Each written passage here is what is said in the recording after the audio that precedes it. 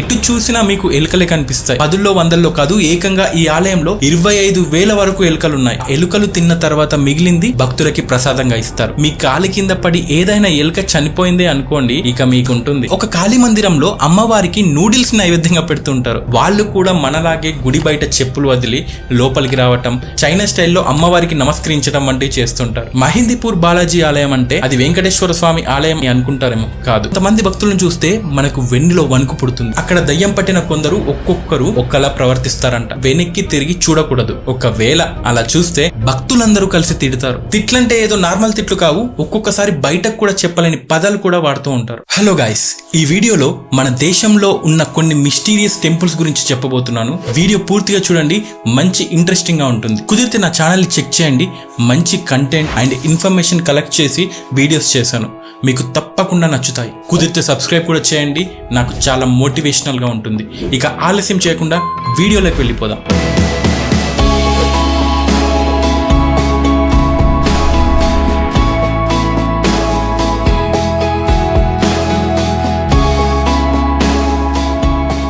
రాజస్థాన్లోని బికనర్ జిల్లాలో ఉన్న దేశ్ముఖ్ అనే ఒక ఊర్లో కర్ణీమాత ఆలయం ఉంటుంది. ఈ ఆలయం చాలా ఫేమస్ అక్కడ. అలా ఫేమస్ అవడానికి కారణం ఆలయంలో ఉన్న ఎలుకలు. మనకెప్పుడైనా ఎలుకలు మన ఇంట్లో కనిపిస్తే ఏం చేస్తాం? విషం పెట్టి చంపేస్తాం, లేకపోతే బోన్లో బంధించి బయటకు తీసుకెళ్లి వదిలేస్తాం. కానీ ఈ గుడిలో ఎలుకలనే దైవంగా భావిస్తారు. ఈ గుడిలో ఎటు చూసినా మీకు ఎలుకలే కనిపిస్తాయి. 10లో 100లో కాదు, ఏకంగా ఈ ఆలయంలో 25,000 వరకు ఎలుకలున్నాయి. ఈ ఎలుకలని కబ్బాస్ అని పిలుస్తారు. మరొక ఇంట్రెస్టింగ్ విషయం ఏంటంటే, ఇక్కడ అమ్మవారి తర్వాత నైవేద్యం ఎలుకలకి ఇస్తారు. ఆ ఎలుకలు తిన్న తర్వాత మిగిలింది భక్తులకి ప్రసాదంగా ఇస్తారు. అలా ఎలుకలు తిన్న ఆహారాన్ని భక్తులు తిన్నా కూడా ఎటువంటి హెల్త్ ఇష్యూస్ రావని ఇక్కడ పూజారులు చెప్తుంటారు. అండ్ భక్తులు కూడా చాలా మంది చెప్తూ ఉంటారు. అప్పుడప్పుడు ఈ ఎలుకల గుంపులో తెల్లటి ఎలుక కనిపిస్తుంటుంది. రెగ్యులర్ గా కాదు, అప్పుడప్పుడు కనిపిస్తుంది.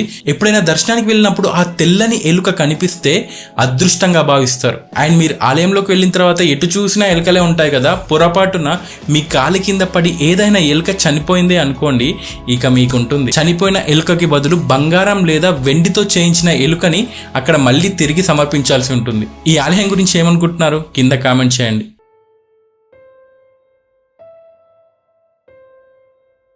మీరేదైనా గుడికి వెళ్తే అక్కడ దేవతామూర్తులకు లడ్డు కానీ పులిహోర కానీ నైవేద్యాలుగా పెడుతూ ఉంటారు. నైవేద్యం పెట్టి వాటిని ప్రసాదంగా భక్తులకు ఇస్తూ ఉంటారు. కానీ ఒక కాళీ మందిరంలో అమ్మవారికి నూడిల్స్ నైవేద్యంగా పెడుతూ ఉంటారు. ఇదొక్కటే కాకుండా చాలా రకాల చైనీస్ వంటకాలతోనే అమ్మవారికి నైవేద్యం పెడుతుంటారు. వినడానికి వింతగా ఉన్నా ఇది నిజం. అయినా కాళీమాతకి చైనా నైవేద్యాలేంటి? ఈ ఆలయం ఏమైనా చైనాలో ఉందా అని అనుకుంటున్నారా? కాదు, మన దేశంలోనే ఉంది. కాళీ మందిర్ అనగానే మనకు గుర్తొచ్చేది వెస్ట్ బెంగాల్, ఇంకా స్పెషల్గా చెప్పాలంటే కోల్కతా. ఎందుకంటే కాళీమాత అమ్మవారి దేవాలయాలు ఎక్కువగా ఉంటాయి ఆ ప్రదేశంలో. ఈ చైనా నూడిల్స్ ని నైవేద్యంగా సమర్పించే ఆలయం కూడా కోల్కతాలోనే ఉంది. కోల్కతాలోని టాంగ్రా అనే ప్రాంతంలో ఉంటుంది ఈ ఆలయం. చైనా టౌన్ గా పిలిచే ఈ ప్రాంతంలో ఉన్న ఈ దేవాలయాన్ని చైనీస్ కాళీ టెంపుల్ అని పిలుస్తారు. మన దేశంలోని సంప్రదాయాలకు భిన్నంగా టిబెటియన్, తూర్పు ఆసియా సాంప్రదాయాలు ఈ ప్రాంతంలో ఎక్కువగా కనిపిస్తుంటాయి. ఈ ఆలయాన్ని సుమారు 80 సంవత్సరాల క్రితం నిర్మించారని చెప్తుంటారు. చైనా వంటకాలు ఎందుకు నైవేద్యంగా పెడతారు అనే డౌట్ మీకు వచ్చి ఉంటుంది. ఎందుకంటే ఈ దేవాలయాన్ని చైనీయులు నిర్మించారు అని చెప్తుంటారు. 80 years బ్యాక్ ఈ టెంపుల్ ఉన్న స్థలంలో ఒక చెట్టు ఉండేదంట. ఆ చెట్టు కింద ఒక 2 రాళ్ళు ఉండేవంట. వాటిని మన ఇండియన్స్ కాళీమాత స్వరూపంగా పూజించేవాళ్ళు. అయితే ఒకసారి ఒక 10 ఏళ్ల చైనా బాలుడికి ఏదో తెలియని జబ్బు వచ్చిందంట. ఎంత ట్రీట్మెంట్ చేసినా ఫలితం లేకపోయేసరికి ఆఖరి ప్రయత్నంగా ఆ బాబు తల్లిదండ్రులు ఆ బాలుణ్ణి ఆ చెట్టు కింద ఉన్న కాళీమాత ఆలయానికి తీసుకొచ్చారంట. తమ కొడుకు ఆరోగ్యం కుదుట పడాలని కాళీమాతని వేడుకున్నారంట. అదేంటో మిరాకిల్ గా ఆ బాబుకి ఆ జబ్బు నయమైపోయింది. అప్పటి నుండి చైనా ప్రజలు ఇక్కడ కాళీమాతని పూజించడం మొదలు పెట్టారు. విచిత్రంగా చాలా వరకు వాళ్ళ కోరికలు తీరేవంట. అలా ఆ ఆలయ నిర్మాణంలోనూ వాళ్ళు భాగస్వాములు అయ్యారని చెప్తుంటారు. ఇక్కడికి వచ్చే భక్తులు చైనీయులు ఎక్కువ ఉంటారు. వాళ్ళు కూడా మనలాగే గుడి బయట చెప్పులు వదిలి లోపలికి రావటం, చైనా స్టైల్లో అమ్మవారికి నమస్కరించడం వంటివి చేస్తుంటారు.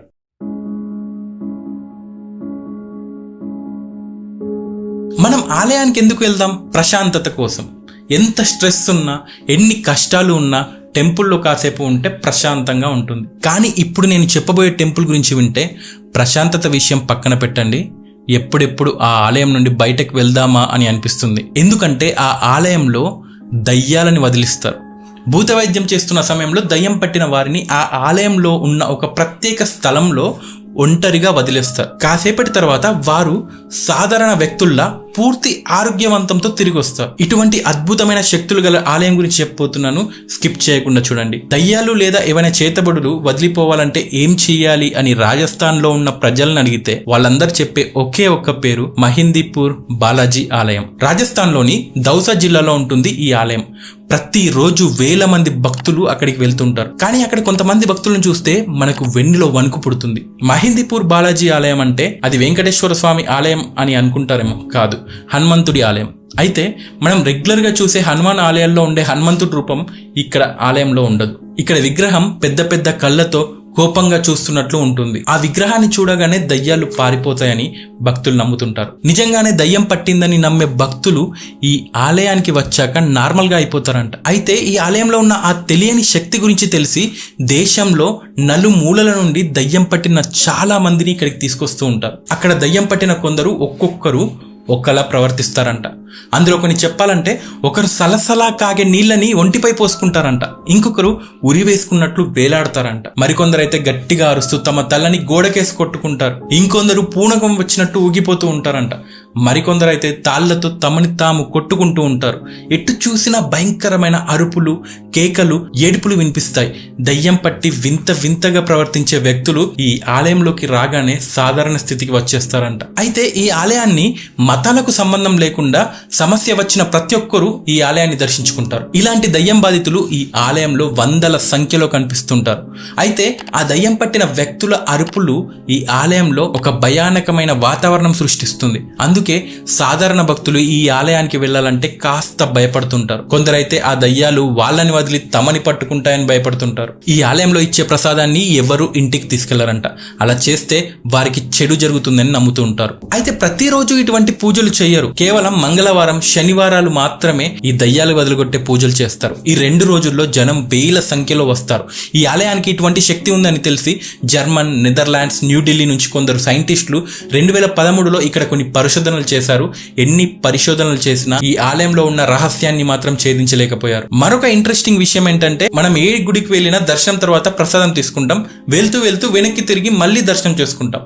కానీ ఈ మహిందీపూర్ బాలాజీ ఆలయంలో దర్శనం తర్వాత వెనక్కి తిరిగి చూడకూడదు. ఒకవేళ అలా చూస్తే దయ్యాలని తమలోకి ఇన్వైట్ చేసినట్టే అని చెప్తుంటారు.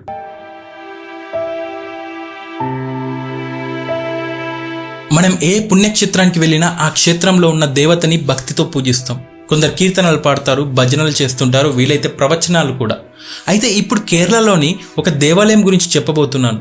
ఈ ఆలయంలో ఎటువంటి ఆచారాలు ఉంటాయని మీరు అడిగితే సింపుల్గా ఇందాక నేను పైన చెప్పిన భక్తి, కీర్తనలు, భజనలకి ఆపోజిట్ గా చేస్తుంటారని చెప్తాను.